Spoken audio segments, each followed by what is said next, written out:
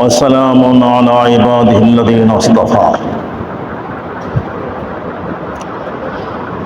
أما بعد فأعوذ بالله من الشيطان الرجيم بسم الله الرحمن الرحيم ولله على الناس حج البيت من استطاع إليه سبيلا ومن كفر فإن الله غني حميد غني عن العالمين غني حميد غني عن العالمين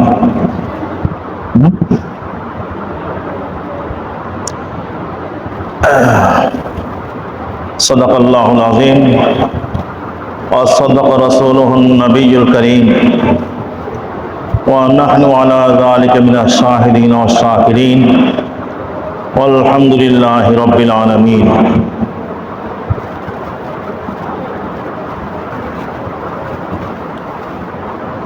পবিত্র হজ সম্পর্কে আলোচনা চলছিল।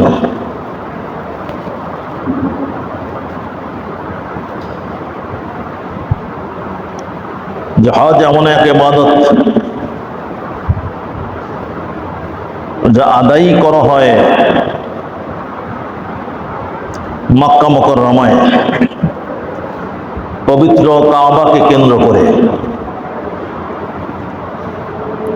বাইতুল্লাহ আল্লাহর ঘর কাবা শরীফকে কেন্দ্র করে।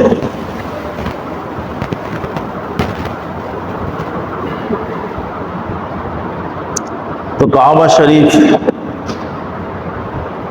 পবিত্র মক্কা,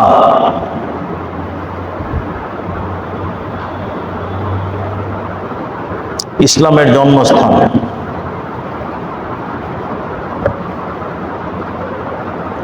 এই জায়গার সঙ্গে আমাদের সম্পর্ক শেকড়ের সম্পর্ক।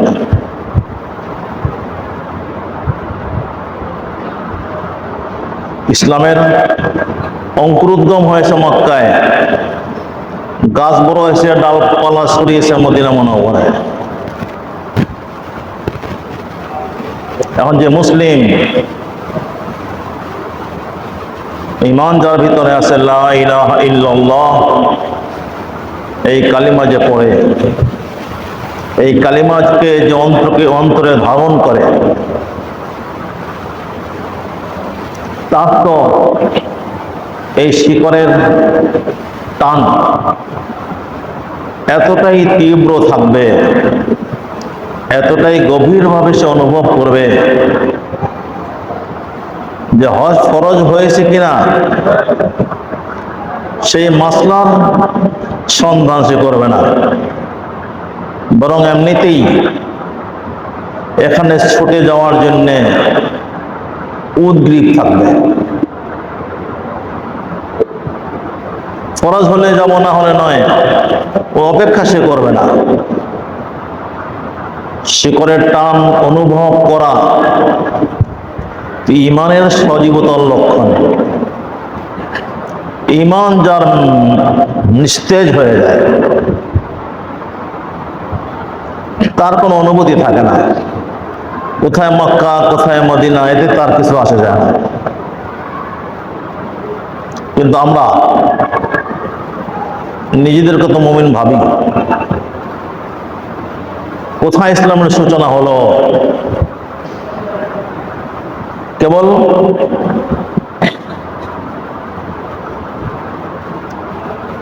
জাবালে নূর নয়, হেরা গুহায় প্রথম কোরআন নাজিল হলো, বিষয়টুকুই নয়, তারও আগে। মিল্লাত আবিকুম ইব্রাহিম হুয়া সাম্মাকুমুল মুসলিমিন, আমাদের ইসলাম এটা হযরত ইব্রাহিম আলাইহিস সালামের থেকে সূচনা। আল্লাহ তাআলা তাকে বললেন আসলিম, ইয ক্বালা লাহু আসলিম ক্বালা আসলামতু লিরাব্বিল আলামিন। ইব্রাহিম, ইসলাম গ্রহণ করো, মুসলিম হও। আসলিম, ইব্রাহিম মুসলিম হও। বললেন আসলামতু লিরাব্বিল আলামিন, আমি বিশ্ব জগতের প্রতিপালকের সামনে ইসলামের ঘোষণা দিলাম, আমি মুসলিম। ووصى بها إبراهيم وبنيه ويعقوب তিনি এতেই ক্ষান্ত হলেন না, বরং ওসিয়ত করে গেলেন তার বংশধরেরা যেন সবাই ইসলাম গ্রহণ করে মুসলিম হয়।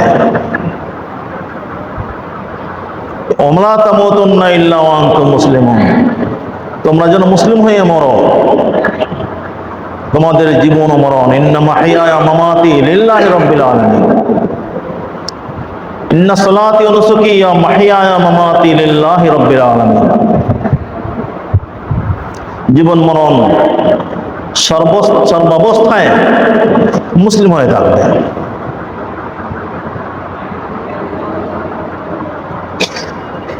তো ইব্রাহিম আলাইহিস সালাম ওখানে মা হাজিরকে এবং মা হাজরা, আমরা হাজরা বলি, বাংলায় বলি হাজরা, আসলে হালিফ দত র, হাজির মূল নাম হল হাজির। এবং শিশুপুত্র ইসমাইল আলাইহিস সালামকে এখানে রেখে গেলেন। আর তখন থেকে নিয়ে কাবাঘর নির্মাণ এবং হজ্জের ঘোষণা দান, এই যে দীর্ঘ ইতিহাস, দীর্ঘ ঘটনাবলীর সিলসিলা, এসব হল ইসলাম, ওরই নাম ইসলাম। আল্লাহ বললেন, ইব্রাহিম শিশুপুত্রকে তার মা সহ রেখে আসো ওখানে। বাস আল্লাহ হুকুম করেছেন। আর ওই চিন্তা, ওই ভাবনা একবার মনে আসলো না। ওইখানে নির্জন জায়গায় কোনো লোক নেই, জনবসতি নাই, কিচ্ছু নাই, খাবার নাই, পানি নাই। ওই জায়গায় রেখে আসলে তারা বাঁচবে কিভাবে? আল্লাহ হুকুম করেছেন, বাস আর কোনো কথা নেই। এর নাম ইসলাম। ওখানে রেখে চলে যান। হযরত হাজরা আলাইহিস সালাম জিজ্ঞেস করেন যে আমাদেরকে এখানে রেখে চলে যাচ্ছেন, এটা কি আল্লাহর হুকুম? মাথা নাড়লেন, আল্লাহর হুকুম। বললেন ঠিক আছে, বাস আর কোনো চিন্তা নেই। এখানে জনমানুষ নাই, কি হয়েছে? খাবার নাই, পানি নাই, কি হয়েছে? আল্লাহর যখন হুকুম, বাস আপনি চলে যান। এর নাম ইসলাম।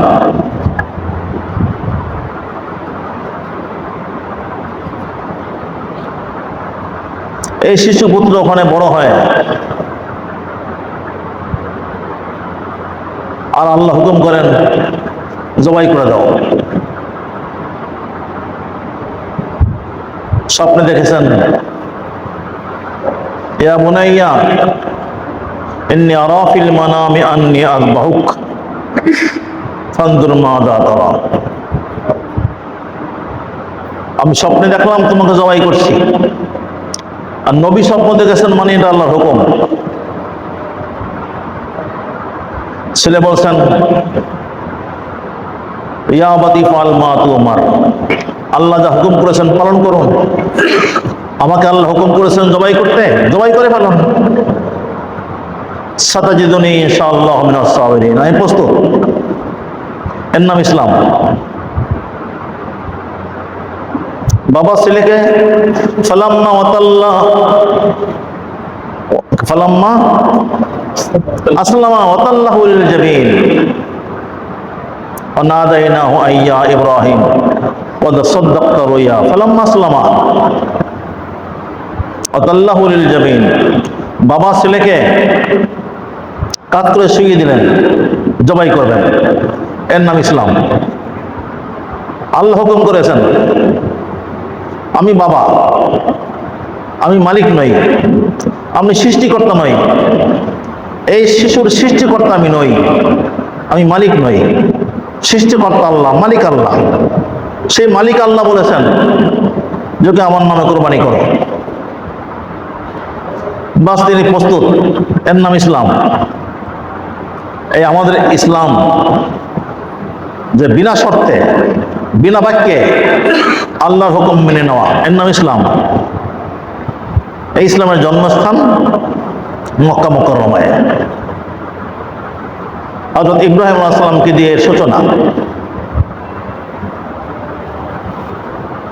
তো সেই জন্মস্থানে কেমনে না যাই? আমরা মুসলিম,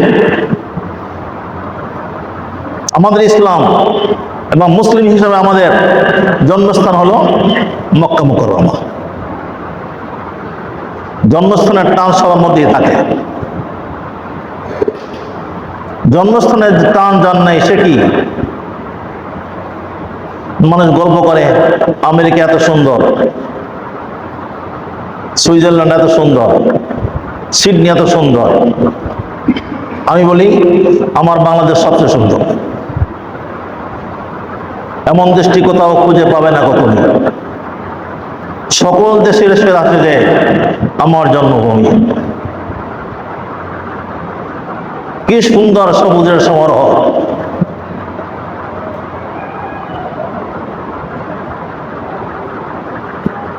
জন্মস্থানের চেয়ে সুন্দর আর কি হয়?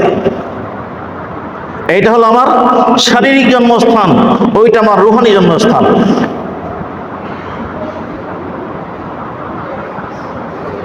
শরীরের চেয়েও রূহ বেশি গুরুত্বপূর্ণ।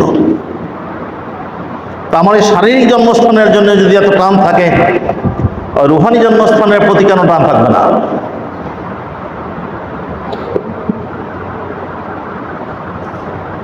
তাই প্রত্যেক মুমিনের এই আকর্ষণ অনুভব করা দরকার, নিয়ত থাকা দরকার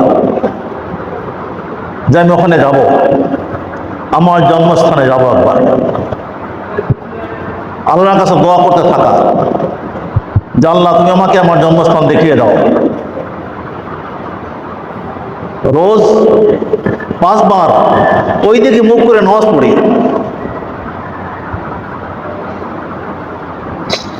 আল্লাহ দূর থেকে ওই দিকে ফিরে নামাজ পড়ি, আল্লাহ তুমি এটাকে চাক্ষুষ করিয়ে দাও।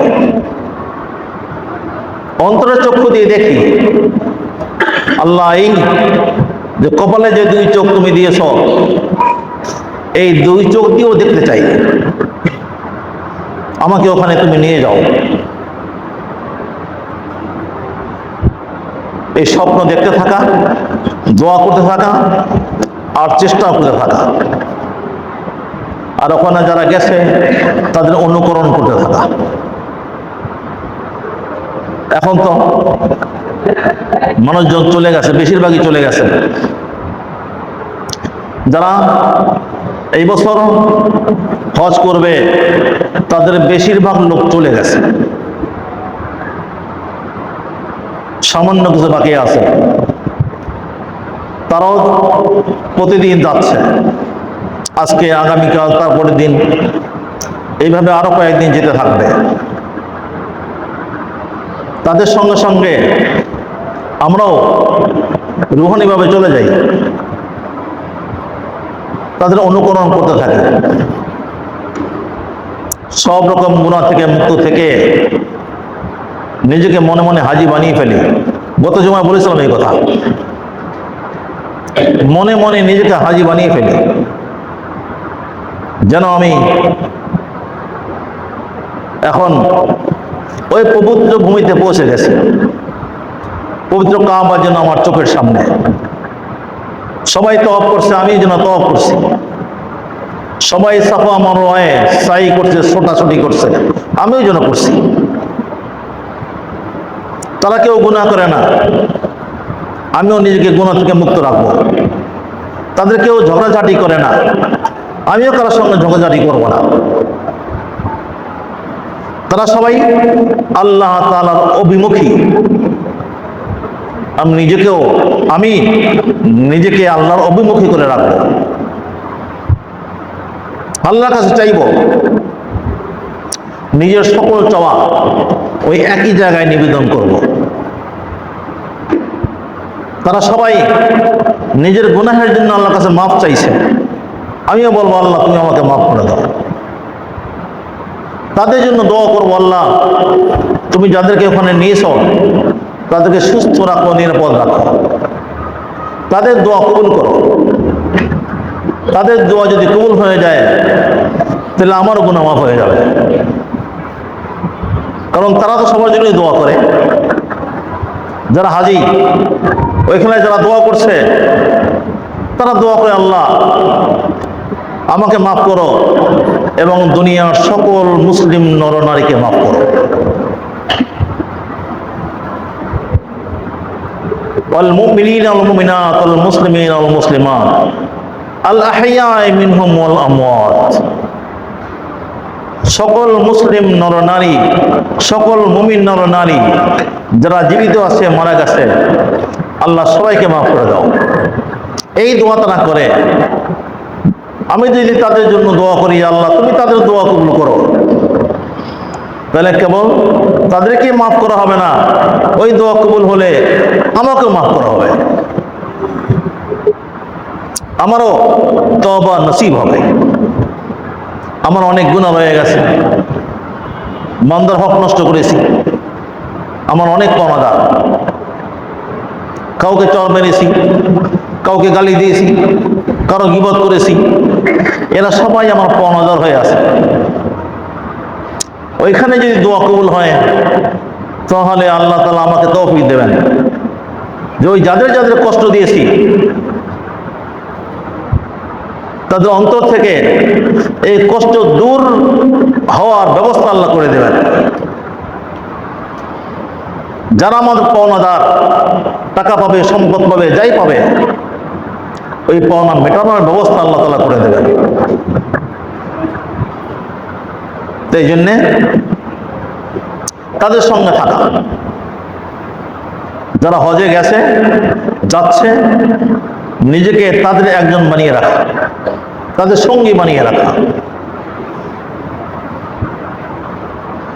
আর পারলে নিজের যারা প্রিয়জন যারা ওখানে যাচ্ছে তাদের সঙ্গে সঙ্গে হজ ক্যাম্প পর্যন্ত যাওয়া, তাদেরকে একটু এগিয়ে দেওয়া। আবার যখন তারা ফিরে আসবে তখন তাদেরকে আনতে যাওয়া, যে আল্লাহ আমি এত দূর আসতে পারলাম, বাকিটা আল্লাহ তুমি ওকে নিয়ে নাও। হাজি সাহেবরা ওখান থেকে আরো বহু দূর যাবে, আমি ওই পর্যন্ত যেতে পারি, তাদের সঙ্গে সঙ্গে ওই পর্যন্ত যাই, ওই পর্যন্ত না হলেও যতটুকু পারি যাই। এয়ারপোর্ট যেতে পারছি না, কিছু দূর যেতে পারছি, তাকে গাড়িতে তুলে দিতে পারছি, তাকে গাড়িতে তুলে দিই, একটু হরকত, একটু নড়াচড়া করি।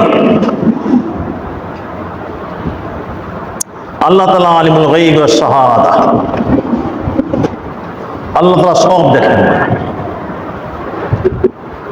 আমরা যা দেখতে পাই আল্লাহ তাও দেখেন, আর যা দেখতে পাই না তাও দেখেন। আমার মনের ভিতরে কি আছে, ওইখানে যাওয়ার জন্যে আমার মনের ভিতরে কি তোলপাড়, তাও আল্লাহ দেখছেন। আর আল্লাহ তাআলা অসীম দয়ার মালিক, আর রহমান, আর রহিম, তার দয়ার কোনো সীমা পরিসীমা নাই, তার মায়া মমতার কোনো শেষ নেই। তিনি দেখছেন আমার এই বান্দা আমার ঘরে আসার জন্য জ্বলছে, তার হৃদয়ের ভিতরে এই কাবার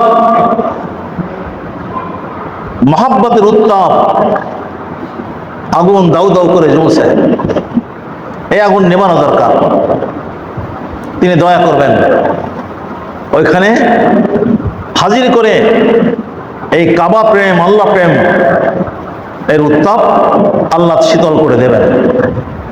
চেষ্টা থাকা চাই, সব রকমের চেষ্টা, আমি যা যা পারি, কিছু কিছু জমানো, এটা তো গত জমায় বলেছিলাম, কিছু কিছু করে জমানো, যতটুকুই পারি জমাতে থাকা।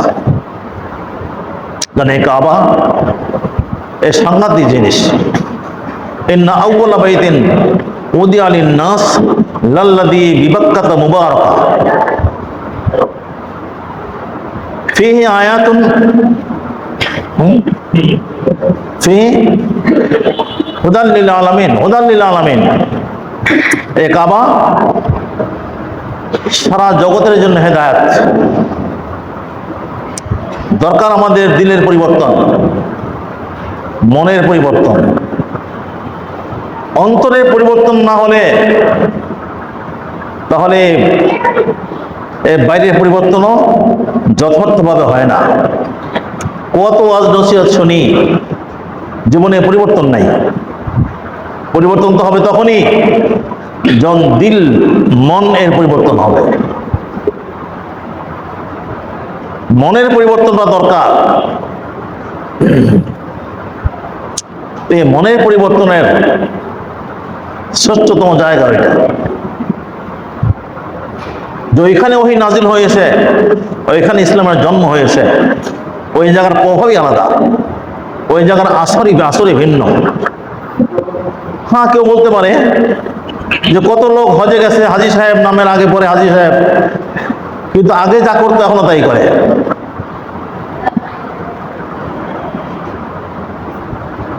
আগে মানুষকে ঠকাতো, এখনো ঠকায়। আগে বোনের হক মেরে দিয়েছে, এখনো তা ফেরত দেয় নাই।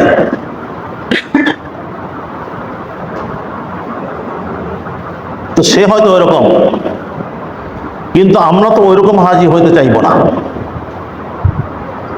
আমরা তো এমন হাজি হইতে চাইব যে যাদের ব্যাপারে আল্লাহ তাআলার ঘোষণা,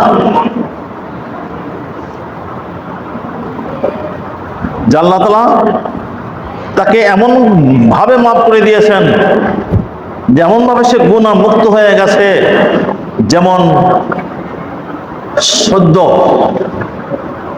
জন্মপ্রাপ্ত শিশু, নবজাতক পাপ মুক্ত থাকে।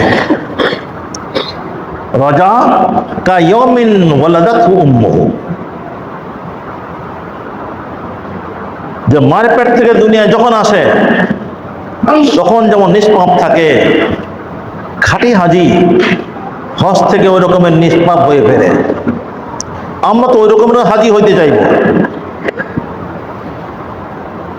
এক নম্বরের শর্ত হলো হালাল টাকা। হজে যাবে হালাল টাকায়। এখন যে হারাম টাকায় বারবার হজ করে, প্রতি বছর করে, উপার্জনের হালাল হারামে কোনো ভেদাভেদ নেই, তো সে হাজারবার হজে গেলেই বাকি। ওই নাপাক টাকায় তার দিলে মোহর করে দিয়েছে। তার অন্তর হারাম টাকায় অন্ধকার হয়ে গেছে, হারাম উপার্জনে, হারাম খাদ্যে তার অন্তর অন্ধকার হয়ে গেছে। ওই অন্ধকার মন যেখানেই যাক না কেন, ওখানে আলো জ্বলবে না। ওই আলো জ্বলার জন্য মন স্বচ্ছ, পবিত্র থাকা দরকার। তো আমরা তো আশা করবো এই যে আমরা হজ করবো হালাল উপার্জন দিয়ে, হালাল টাকা দিয়ে। যতটুকুই হোক হালাল টাকা আমি সংগ্রহ করতে থাকবো, বাকিটার ব্যবস্থা আল্লাহ তাআলাই করে দেবেন।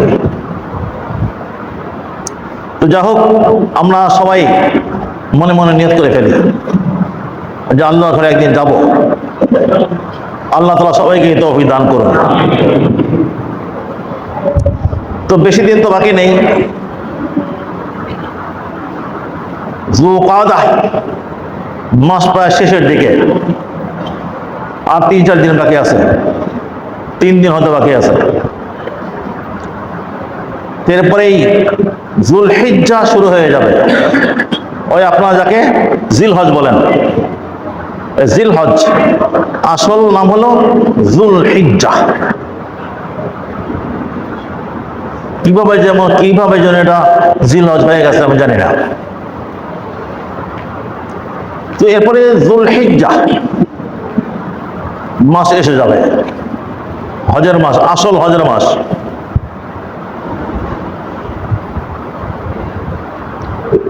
এই মাস যুলহিজ্জা সবচেয়ে গুরুত্বপূর্ণ মাস। আবার এটা বছরের শেষ মাস। অনেকে হয়তো বলতে পারবে না যে আরবি বছরের প্রথম মাস কি, শেষ মাস কি, এবং 12 মাস জিজ্ঞেস করলে হয়তো বেশিরভাগই বলতে পারবে না। ইংরেজি মাস ঠোঁটের আগায়, জানুয়ারি ফেব্রুয়ারি ঠোঁটের আগায়, বাচ্চাদেরকে শেখায় আগে আগে। আমাদের দুর্ভাগ্য কেমনি হয়েছে নাকি? আমাদের দুর্ভাগ্য এমনি এমনি হয় নাই। সবকিছুতে ইংরেজদের অনুকরণ, সবকিছুতেই ইংরেজদের অনুকরণ। দুনিয়ার সবচেয়ে বেঈমান জাতি ব্রিটিশ জাতি। এই বিশ্বব্যাপী ইংরেজি কালচার ছড়িয়েছে তো ওরাই, ব্রিটিশরা। সারা দুনিয়ায় ওদের কলোনি ছিল, সব জায়গায় বেঈমানি করেছে। বেঈমানি করে করে সারা বিশ্ব দখল করেছে একসময়। ওই ইতিহাস তো আমাদের নতুন প্রজন্ম জানে না। ব্রিটিশরা কিভাবে বিশ্ব জয় করেছিল কারোই জানা নেই। বেঈমানি করে করে জয় করেছিল। অত বড় বেঈমান জাতি জগতে আর নাই। আর সর্বশেষ বেঈমানি করেছে ইসরায়েলকে ফিলিস্তিনে প্রতিষ্ঠিত করে। এখন আমেরিকা ওদের পোষকতা করছে, কিন্তু সূচনা করেছে এই চারাটা, এই বীজ বৃক্ষ এখানে বপন করেছে ব্রিটিশ। সবচেয়ে বেঈমান জাতি হলো এই ব্রিটিশ জাতি। আর ওদের ভাষা, ওদের পোশাক এবং ওদের কালচার,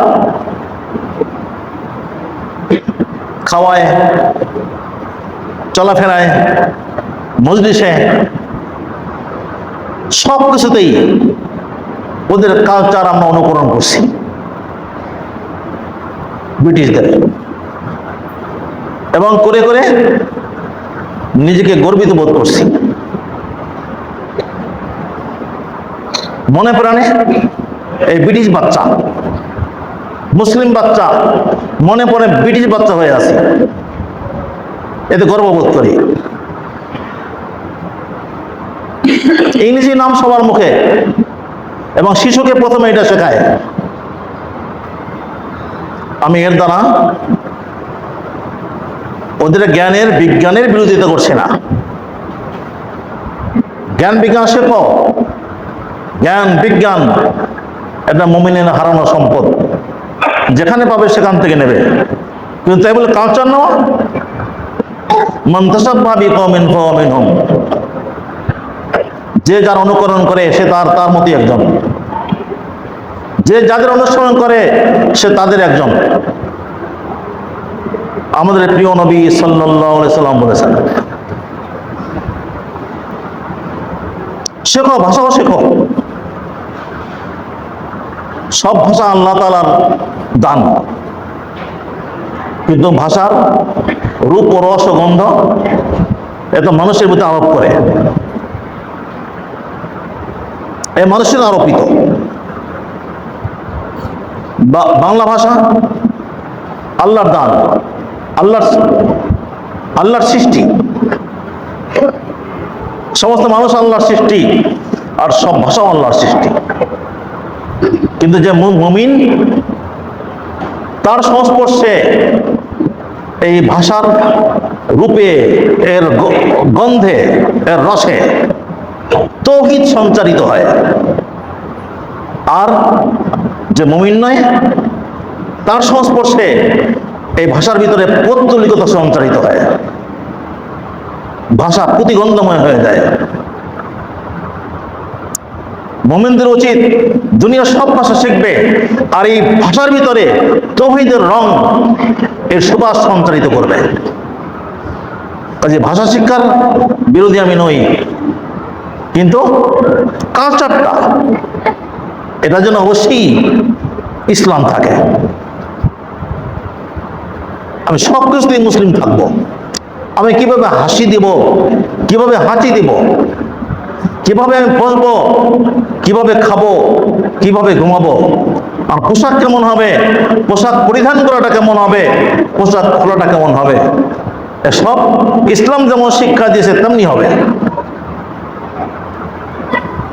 তো বলছিলাম যে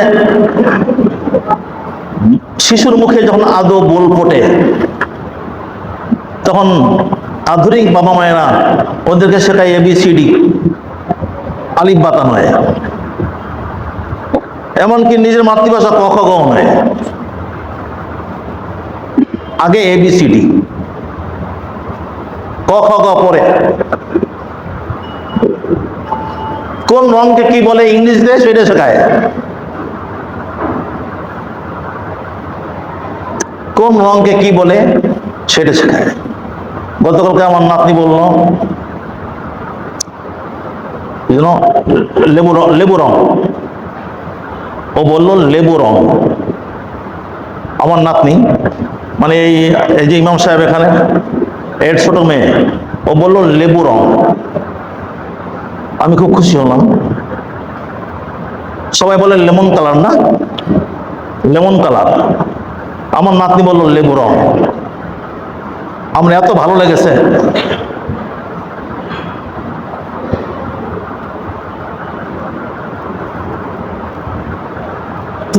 তো লেবু রং এইরকম সবকিছুই বাচ্চাদেরকে ইংরেজিতে শেখায়, কোন রঙের কি নাম, মাতৃভাষাটা শেখায় না, নিজের ভাষাটা শেখায় না। এই শুরুতেই তার ভিতরে এই বিদেশি রং ঢুকাচ্ছে, বিদেশি কালচার ঢুকাচ্ছে। ভাষা তো কালচারের বাহন, সংস্কৃতির বাহন ভাষা। তো শুরুতেই তার ভিতরে ঢুকাচ্ছে।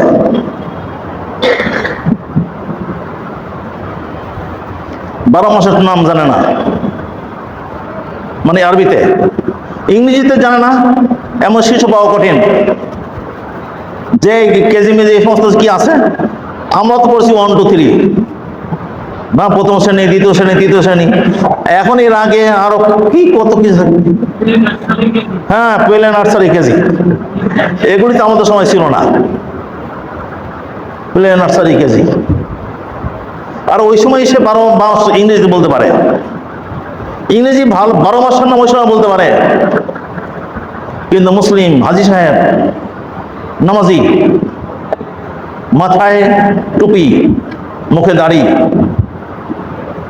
তার ছেলে, তার নাতি, এরা আরবি 12 মাসের নাম বলতে পারে না, হয়তো সে নিজেই জানে না, মানে মোহাম্মত নাই।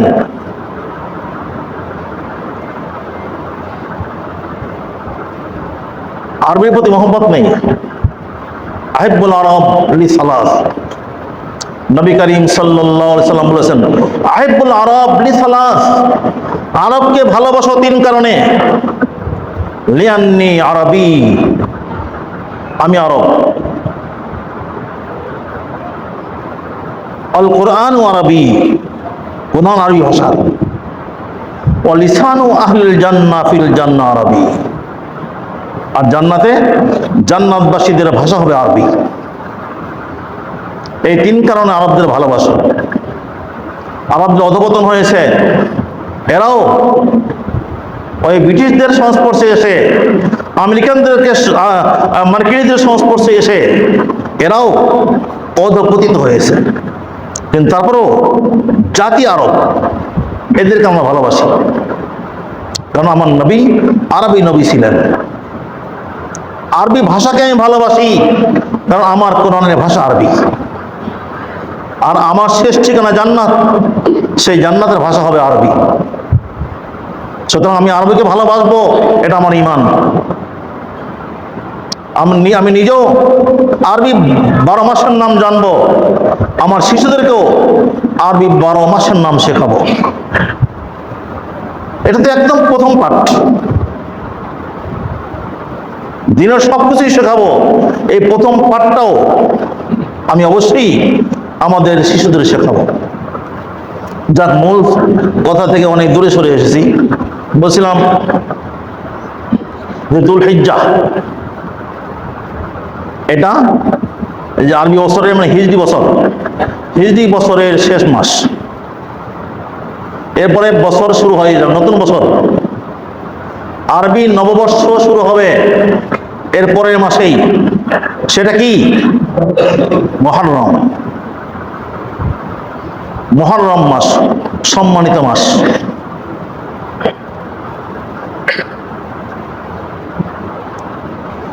তো এই বিষয়ে কথা তো অনেক, বাকি এই হজের সময় একটা গুরুত্বপূর্ণ ইবাদত আছে, কোরবানি করা। যাদের সামর্থ্য আছে তারা যেন অবশ্যই কোরবানি করি, আর যাদের সামর্থ্য নাই তারাও চেষ্টা করব, কারণ এর সওয়াব বিপুল। কোরবানির সওয়াব বিপুল। লিকুল্লি শাওরাতিন হাসানা, বিকুল্লি শাওরাতিন হাসানা। মা হাদিল আদাহি ইয়া রাসূলুল্লাহ। সাহাবীগণ জিজ্ঞেস করলেন, ইয়া রাসূলুল্লাহ, এই কোরবানি কি?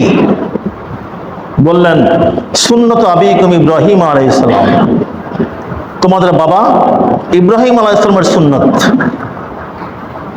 ইব্রাহিম আলাইহিস সালামের সুন্নত কোরবানি কেমনে? এই প্রথমে বললাম, প্রথমে যে এই ঘটনা বলেছি, পিতা পুত্রের ঘটনা। পিতা বললেন, স্বপ্নে দেখেছি তোমাকে জবাই করছি, এটা আল্লাহর হুকুম। ছেলে বললেন, ঠিক আছে, আল্লাহর যখন হুকুম আমি প্রস্তুত, আপনি আল্লাহর হুকুম পালন করুন, মানে আমাকে জবাই করে ফেলুন। কি বিস্ময়কর! বাবা ছেলে, আল্লাহর নামে কোরবানি হয়ে যাওয়া ছেলের, আর বাবা নিজ হাতে জবাই করা, এ কি ভাবা যায় নাকি? যদিও জবাই হয় নাই, কিন্তু আল্লাহ না থামালে তো হয়ে যেত। ছেলেকে কাত করে শুয়ে দিয়েছেন। বাবা ছেলেকে কাত করে শুয়ে দিয়েছেন, ছুরি চালাবেন। যেই না ছুরি চালাবেন অমনি আল্লাহ বলেন, কদ সাদ্দাকতা রুয়া। ইব্রাহিম, তুমি আদেশ পালন করে ফেলেছো, আদেশ পালন করে ফেলেছো, এবার থামো। আল্লাহ না থামালে তো হয়ে গেছিল। ওখান থেকে কোরবানির সূচনা, সুন্নত আবিকুম ইব্রাহিম। আমরাও যেন ওই রকম পশু জবাইয়ের মাধ্যমে যেন আমরা যেন পুত্র জবাই করছি। পুত্র জবাই মানে আল্লাহর ইশক মুহাব্বত, আল্লাহর ভালোবাসা নিয়ে যত ভালোবাসা আছে সব যেন এই পশুর আকৃতিতে জবাই করে দিচ্ছি। আমার হৃদয়ে থাকবে কেবলই আল্লাহ প্রেম, এখানে অন্য কোনো প্রেম ভালোবাসার ঠাঁই নেই। এটাই হলো কোরবানির আসল রহস্য। তো যাদের সামর্থ্য আছে তারাও কোরবানি করব, আর যাদের সামর্থ্য নেই তারাও করব, চেষ্টা করব, কারণ বছরে একবারই। সাহাবীগণ জিজ্ঞেস করলেন, আচ্ছা বুঝলাম আমাদের বাবা ইব্রাহিম আলাইহিস সালামের সুন্নত, এখন আমরা যদি এই সুন্নত পালন করি তাহলে কি হবে? বললেন, বিকুল্লি শাওরাতিন হাসানা। প্রত্যেক পশমের বিনিময়ে এক একটা নেকি পাবে। আল্লাহু আকবার। একটা পশুতে কটা পশম থাকে? অগণিত। তার মানে অগণিত নেকি লাভ হবে।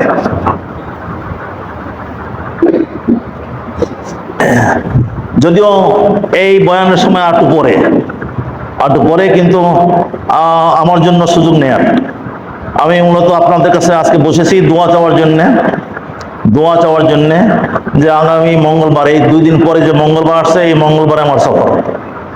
এরপরে আর 40 দিন পরে আল্লাহ তাআলা হায়াত রাখলে, নিরাপদে ফিরিয়ে আনলে আপনাদের সঙ্গে সাক্ষাৎ হবে।